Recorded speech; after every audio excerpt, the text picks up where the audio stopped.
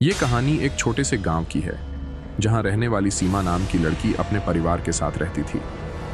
गांव के किनारे एक पुराना हवेली नुमा मकान था, जिसे सब लोग भूतिया घर कहते थे उस घर में जो भी गया वो कभी वापस नहीं लौटा।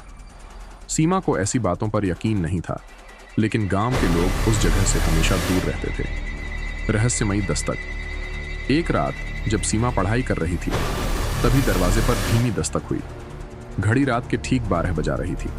सीमा चौंकी। इतनी रात को कौन हो सकता है? उसने खिड़की से झांक कर देखा, लेकिन बाहर कोई नहीं था। उसने सोचा शायद हवा से दरवाजा हिल गया होगा, लेकिन जैसे ही वह वापस अपनी कुर्सी पर बैठी, फिर से दस्तक हुई। इस बार दस्तक तेज थी।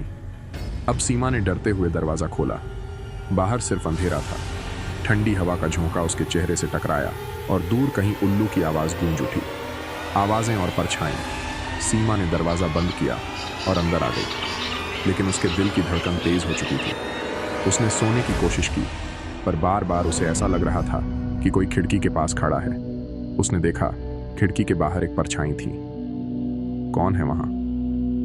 सीमा ने आवाज लगाई, लेकिन कोई जवाब नहीं आया। भूतिया घर का सच। अगले दिन सीमा ने अपनी सहेली रीना को यह बात बताई।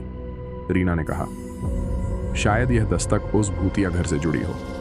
लोग कहते हैं कि वहां एक औरत की आत्मा भटकती है, जो आधी रात को दस्तक देती है। अगर कोई उसकी आवाज सुन ले तो वह उस पर कब्जा कर लेती है। सीमा ने इस बात को नजरअंदाज किया और घर वापस आ गई, लेकिन उसी रात फिर से वही दस्तक हुई। इस बार सीमा के दरवाजे पर खून के निशान थे। डरावना अंत। सीमा ने हिम्मत करके दरवाजा खोला। उसके सामने एक सफेद साड़ी में लिपटी हुई औरत खड़ी थी।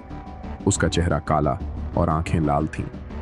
औरत ने सीमा की ओर इशारा किया और कहा, तूने मेरी दस्तक सुन ली, अब तू भी इस घर का हिस्सा बनेगी। इसके बाद सीमा ने जोर से चिल्लाया। अगली सुबह उसका परिवार उसे घर में नहीं ढूंढ पाया। गांव वालों ने कहा कि वह अब उस भूतिया घर का हिस्सा बन चुकी है।